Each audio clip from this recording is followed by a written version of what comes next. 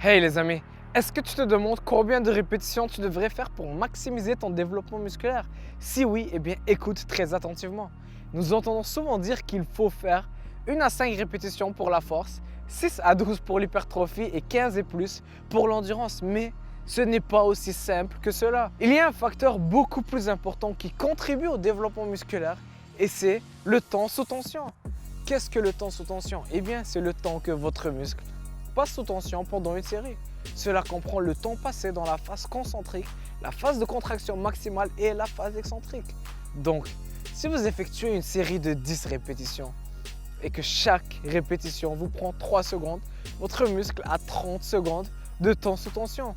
Vos muscles ne comprennent pas les mathématiques malheureusement, ni le nombre de répétitions que vous avez faites, mais ils se contractent sous tension.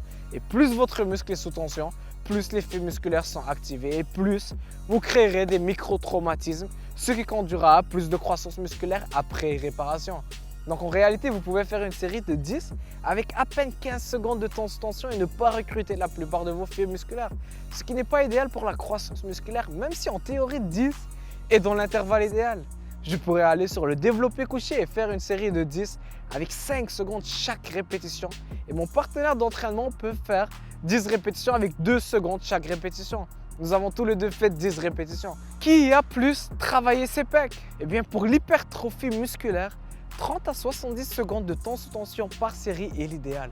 Pour viser un peu plus de force aussi, il est préférable de s'entraîner dans la partie inférieure de cet intervalle, environ 30 à 40 secondes. Si vous voulez une hypertrophie maximale sans accentuation sur la force, entraînez-vous à l'extrémité supérieure de cet intervalle, soit environ 50 à 70 secondes.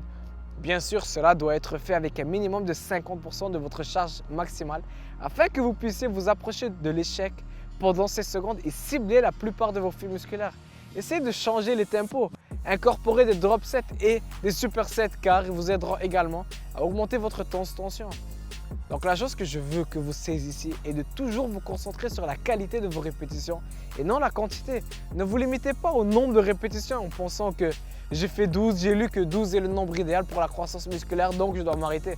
Mais votre muscle n'a pas reçu une bonne stimulation parce que vous êtes allé peut-être trop vite.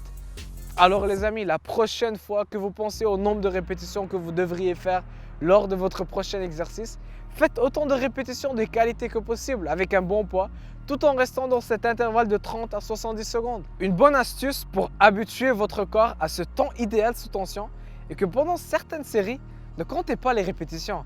Mettez un alarme de 50 secondes par exemple et faites vos répétitions jusqu'à temps que ça sonne. Vous pouvez faire des répétitions rapides ou lentes ou même faire des stabilisations au milieu de la répétition. Et croyez-moi, vous verrez d'excellents résultats sur le miroir super rapidement. Donc merci beaucoup d'avoir regardé la vidéo les amis. Si vous avez appris quelque chose aujourd'hui, partagez-la avec un ami, aimez et abonnez-vous. Ciao!